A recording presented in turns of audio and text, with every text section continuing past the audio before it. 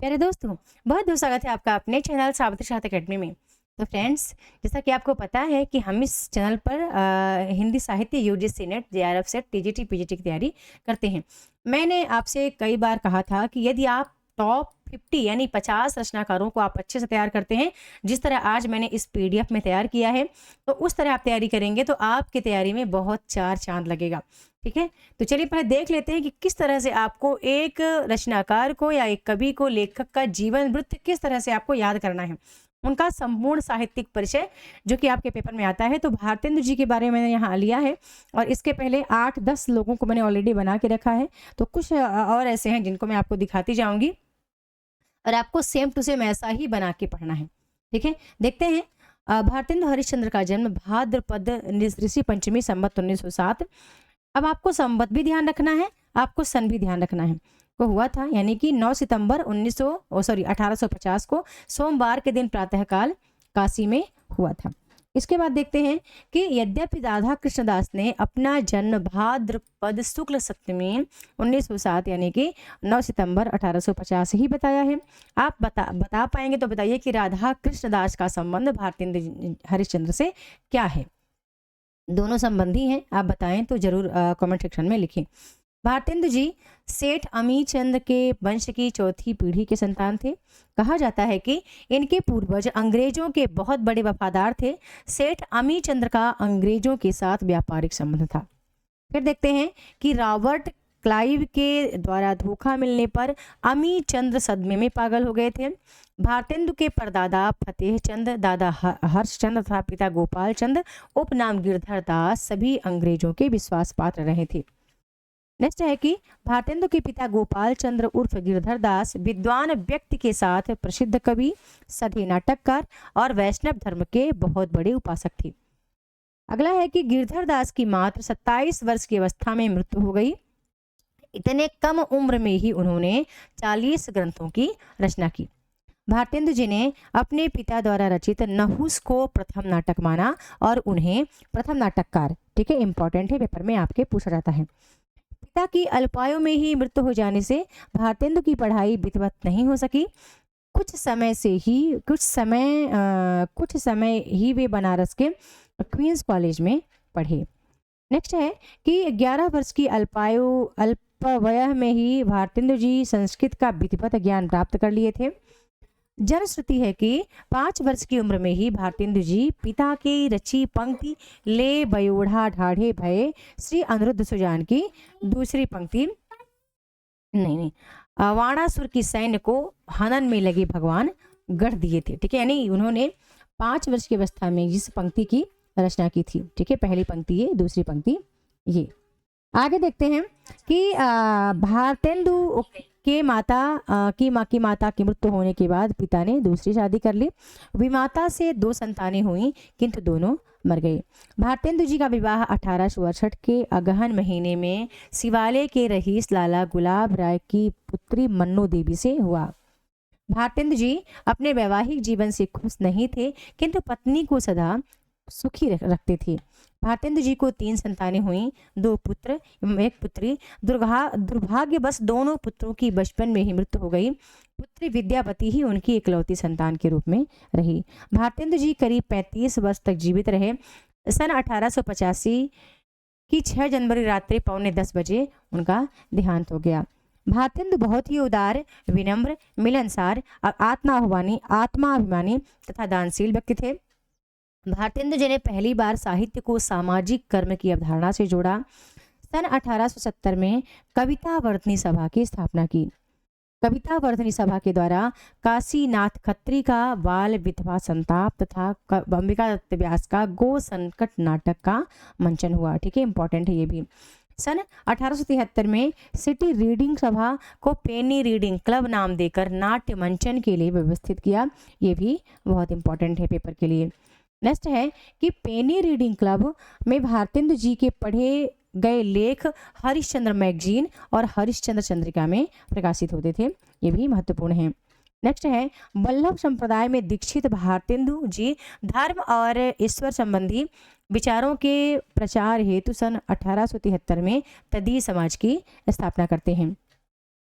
Next है कि भारतेंदु जी ने धार्मिक गुरु लोकनाथ भारतेंदु जी के धार्मिक गुरु लोक माने जाते हैं। कौन?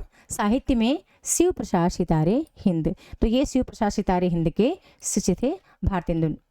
नेक्स्ट है कि भारतेंदु हरिश्चंद्र ने मुशायरा की भी स्थापना की, जिसमें उर्दू शायर उपस्थित होते थे। सन 1884 में भारतेंदु जी की ही प्रेरणा से नेशनल थिएटर की स्थापना हुई। नेक्स्ट है कि लेफ्टिनेंट गवर्नर टासमैन के समय काशी में जब लड़कियों का पहला स्कूल खुला तो हरिश्चंद्र ने अपनी बड़ी बहन को पढ़ने के लिए भेजा, जो उस समय के लिए कठिन कार्य था। नेक्स्ट है कि भारतेंदु जी को आधुनिक हिंदी का प्रवर्तक माना जाता है। भाषा का परिष्कृत रूप भारतेंदु के गद्य की विविध विधाओं में निखरती हुई दिखाई पड़ती है। गद्य के अतिरिक्त पद्य की ब्रजभाषा को भी उन्होंने सुसंस्कृत और परिष्कृत किया। इम्पॉर्टेंट है कि आचार्य शुक्ल जी कहते हैं कि पुराने पढ़े हुए शब्दों को हटाकर काव्य भाषा में भी वे बहुत सरलतापन और सफाई लाए। अगला है कि भारतेंदु जी ने सन 1873 में हरिश्चंद्र पत्रिका निकाली थी, जिसमें परिमार्जित हिंदी का प्रथम दर्शन होता है। इस बारे में स्वयं भारतेंदु जी कहते हैं कि सन 1873 से हिंदी नई चाल में ढली, जो बहुत इंपॉर्टेंट है। ऑलरेडी उसको मैंने रेड कलर से हाईलाइट किया है। तो ये पीडीएफ अभी जो हमारे कुछ मित्र देखते होंगे और फेस टू फेस वाले कोर्स वाले, उनको ऑलरेडी पीडीएफ में दे दूंगी। आपको सेम टू सेम ही पढ़ना है और वो चीज़ें आपको भी नोट डाउन करनी है अपने कॉपी पे, नोटबुक पे, जो कि मैंने यहाँ पे लाल कलर से लिखा हुआ है। आधुनिक काल का प्रथम चरण भारतेंदु युग अथवा पुनर्जागरण काल के नाम से जाना जाता है। शुक्ल जी ने इसकी अवधि 1868 से लेकर 1893 तक माना है। वस्तुतः भारतेंदु युग कवि वचन सुधा के प्रकाशन काल 1868 से लेकर सरस्वती पत्रिका के प्रकाशन काल 1900 तक माना जा सकता है। फिर है कि भारतेंदु जी से पूर्व गद्य की भाषाओं में कहीं पंडिताऊपन, मुंशी सदा सुखलाल, कहीं ब्रजभाषापन, लल्लू लाल, कहीं उर्दूपन, शिव प्रसाद सितारे हिंद, तो कहीं पूर्वीपन, सदल मिश्र आदि लिखते हैं। तो ये जिनकी भाषापन जो है वो आपको जरूर यहाँ पे ध्यान रखना है।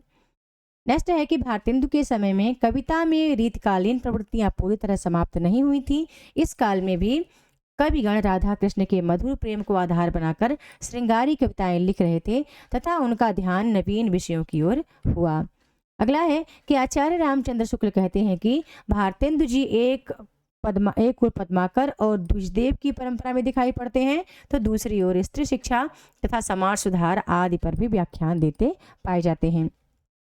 भारतेंदु हरिश्चंद्र के प्रभाव से उनके पास कवियों का एक ऐसा समूह तैयार हो गया था जिसे भारतेंदु मंडल कहा जाता है। इस मंडल के कवियों में प्रेम घन, बालकृष्ण भट्ट, लाला श्रीनिवास दास, ठाकुर जगमोहन सिंह, अंबिका दत्त व्यास, प्रताप नारायण मिश्र, राधाचरण गोस्वामी, राधा कृष्ण दास, रामकृष्ण वर्मा, लाला सीताराम, दामोदर शास्त्री सप्रे आदि रहे हैं। तो ये सभी जो कवि हैं भारतेंदु मंडल की कवियों की श्रेणी में आते हैं।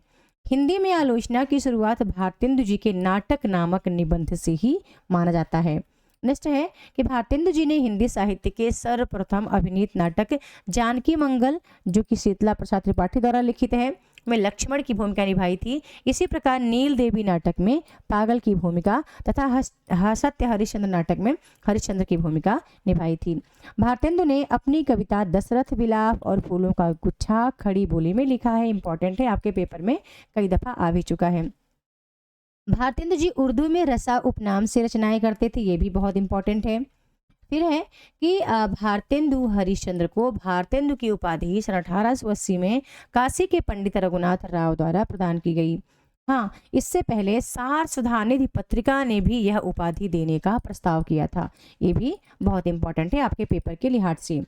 भारतेंदु जी के जन्म शताब्दी वर्ष 1950 में हिंदी के जन कवि नागार्जुन ने उनके ऊपर भारतेंदु शीर्षक से एक लंबी कविता लिखी। नेक्स्ट है भारतेंदु जी ने भक्ति सर्वस्व नामक प्रथम पद्य पुस्तिका मात्र 20 वर्ष की आयु में लिखा था। इस पुस्तक का दूसरा नाम श्री चरण सिन्हा वर्णन भी है। नेक्स्ट है कि भारतेंदु का पहला नाटक विद्या सुंदर है, जो कि एक अनुदित नाटक है। नेक्स्ट है कि इनका पहला मौलिक नाटक वैदिकी हिंसा न भवति 1873 में, जो कि एक प्रहसन है। भारतेंदु जी का अपूर्ण नाटक सती प्रताप है, जिसे बाद में राधा कृष्णदास ने पूरा किया। इंपॉर्टेंट है। भारतेंदु ने प्रबोधिनी पत्रिका में विदेशी वस्तुओं के बहिष्कार का प्रत्यक्ष वर्णन किया है। नेक्स्ट है कि डॉक्टर राजेंद्र लाल ने भारतेंदु हरिश्चंद्र को राइटिंग मशीन कहा। नेक्स्ट है कि हिंदी के प्रसिद्ध कथाकार रांगे राघव ने भारतेंदु जी के जीवन पर आधारित भारती का सपूत नामक उपन्यास लिखा। अगला है कि डॉक्टर रामविलास शर्मा ने भारतेंदु जी को आधुनिक साहित्य का पितामह कहा। नेक्स्ट है कि बाबू राधा कृष्ण दास ने भारतेंदु हरिश्चंद्र की कुल रचनाओं की संख्या 238 बताई है। अगला है कि भारतेंदु जी ने अपने नाटकों के प्रगीतों में शिष्ट हास्य के साथ व्यंग्योक्तियों और मुकरियों की भी रचना की है। उनके व्यंग्योक्तियों को 3 वर्गों में बांटा जा सकता है, पैरोडी, स्यापा और गाली। नेक्स्ट है भारतेंदु बंदर सभा के गीतों की रचना भारतेंदु ने उर्दू नाटक इंदर सभा के गीतों की पैरोडी शैली के रूप में किया है। उर्दू का स्यापा उर्दू फारसी के स्यापा नामक काव्य शैली में लिखा गया है। समधीन मधुमास की रचना गाली नामक व्यंग नीति की शैली में भारतेंदु जी ने की है। नए जमाने की मुकरी शीर्षक से भारतेंदु जी ने सामाजिक राजनीतिक विसंगतियों को लेकर खुसरो की शैली में मनोहारिणी मुकरियों की रचना की है।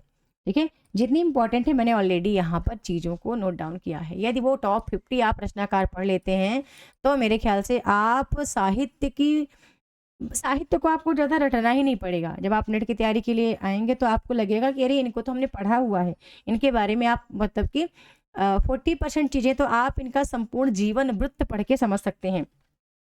पर आपको पढ़ना कुछ इस तरह से है, ऐसा नहीं जो आपने 9वीं 10वीं में पढ़ा था जीवन परिचय, कला पक्ष, भाव पक्ष, रचनाएं, नहीं, आपको कुछ इस तरीके से पढ़ना पड़ेगा। भारतेंदु युग में रीतकालीन काव्य शैलियों में समस्या पूर्ति लोकप्रिय काव्य पद्धति थी। श्रृंगारिक विषयों की अधिकता वाले इस शैली में कवियों की सूझबूझ, उक्त वैचित्र और आसु कवित्व की परख होती है।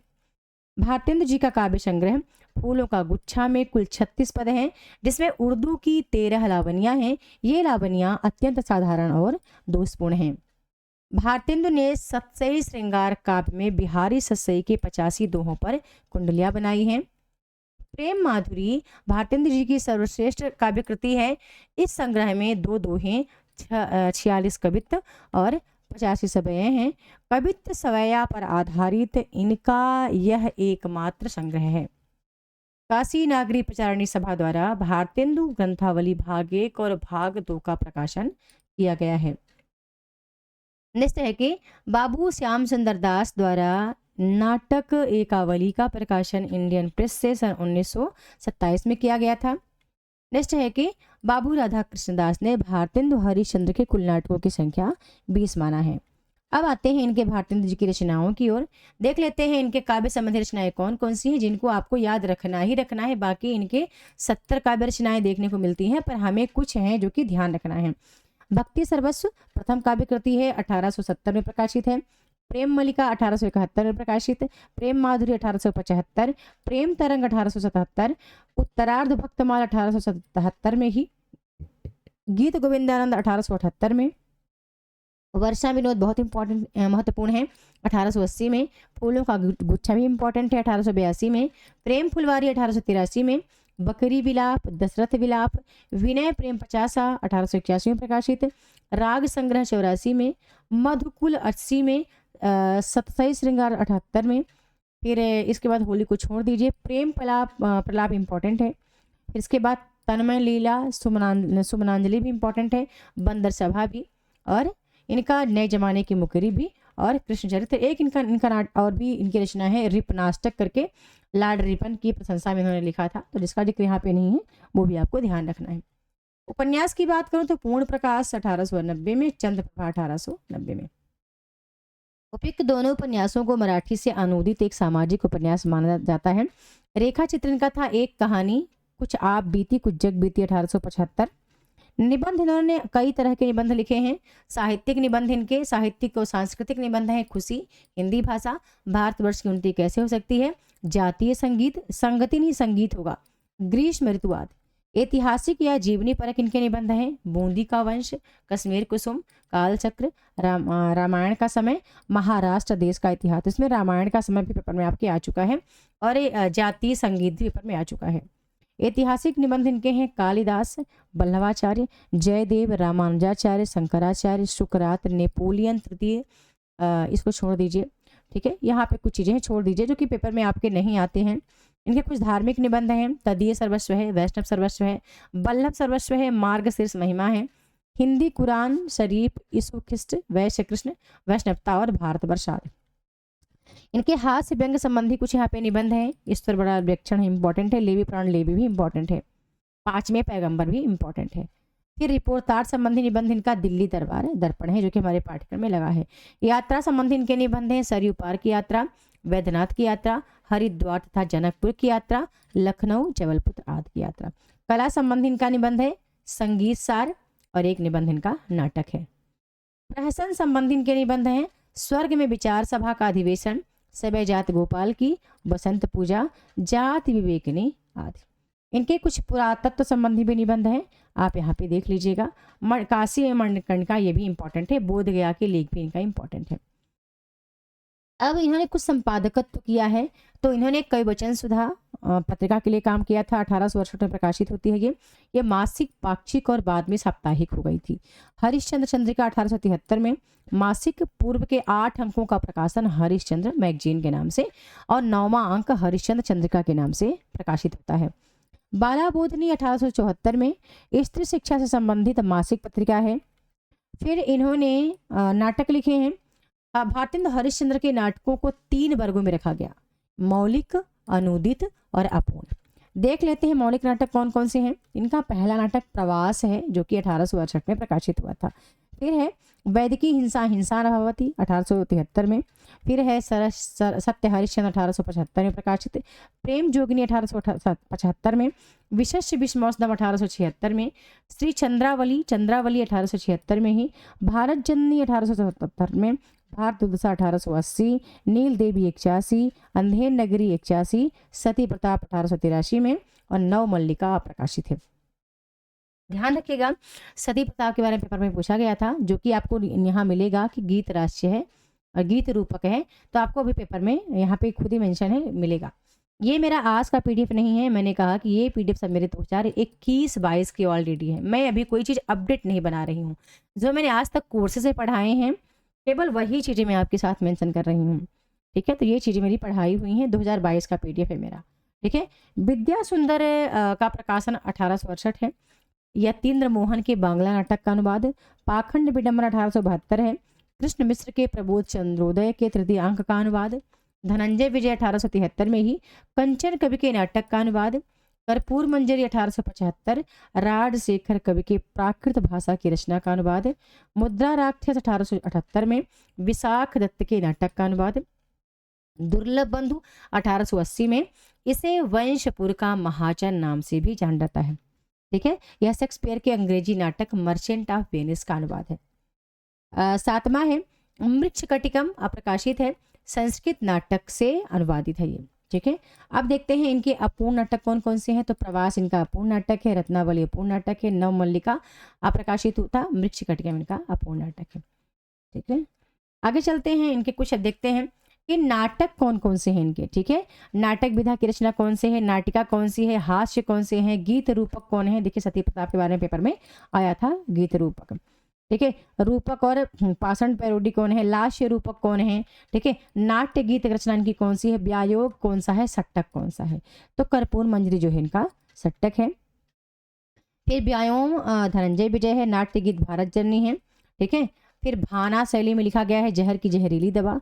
लास्य रूपक भारत दुर्दशा है, ठीक है। रूपक है पाखंड पैरोडी, ठीक है। पाखंड पैरोडी होगा, यहाँ पे काम होना चाहिए। गीत रूपक नील देवी सती प्रताप है। हास्य अंधेर नगरी और वैदिकी हिंसा हिंसा न भवति है। नाटिका के रूप में रत्नावली, श्री चंद्रावली तथा प्रेम जोगिनी, और नाटक के रूप में विद्या सुंदर, सत्य हरिश्चंद्र, मुद्रा राक्षस, दुर्लभ बंधु होगा, नव मल्लिका तथा मृच्छकटिकम इनके नाटक के रूप में इन्होंने लिखा है। आगे फिर चलते हैं, तो इनके कुछ कथानक की दृष्टि से समस्त नाटकों का वर्गीकरण है। पौराणिक नाटक कौन कौन से हैं, ये देखिए। आख्यान कौन कौन से हैं, सामाजिक नाटक कौन कौन से हैं, ऐतिहासिक नाटक कौन कौन से हैं, धार्मिक नाटक कौन कौन से हैं, और राष्ट्रीय नाटक इनके कौन कौन से हैं। तो इस तरह से हमने यहाँ तक भारतेंद्र जी के बारे में कुछ महत्वपूर्ण बातों को पढ़ा और आपके पेपर के लिए इतना ही इम्पॉर्टेंट है यदि भारतेंद्र जी को आप अच्छे से पढ़ रहे हैं दोस्तों। और मैंने फिर से कहा कि यदि उन 50 कवियों को आप अच्छे से अध्ययन करते हैं इसी तरीके से तो आप बहुत अच्छा कर पाएंगे। ठीक है, कोई भी एग्जाम आपको देना है तो कुछ हिंदी साहित्य के महत्वपूर्ण कवियों का अध्ययन आप कुछ इस तरीके से लिख कर करें। और मैं आपको मेरी कॉपी में किस तरह से मैंने नाटकों को, कहानियों को पढ़ा था, जल्दी मैं आपको दिखा दूंगी कि मैंने कुछ इस तरह से लिख लिख करके पढ़ाई करी है और लिख लिख कर पढ़ने का ही नतीजा है जो हर बार पॉजिटिव आया है। ठीक है, तो मिलते हैं नेक्स्ट वीडियो में न्यू टॉपिक के साथ। तब तक के लिए बहुत बहुत धन्यवाद। वीडियो को लाइक करना है, शेयर करना है, चैनल को सब्सक्राइब करके रखना है, बेल आइकन भी प्रेस करके रखना है और एक छोटा सा कमेंट जरूर करना है कि क्या आप चाहते हैं कि वो 50 के 50 कभी मैं आपको यहाँ पर ही यूट्यूब के मंच पर ही दिखाऊं।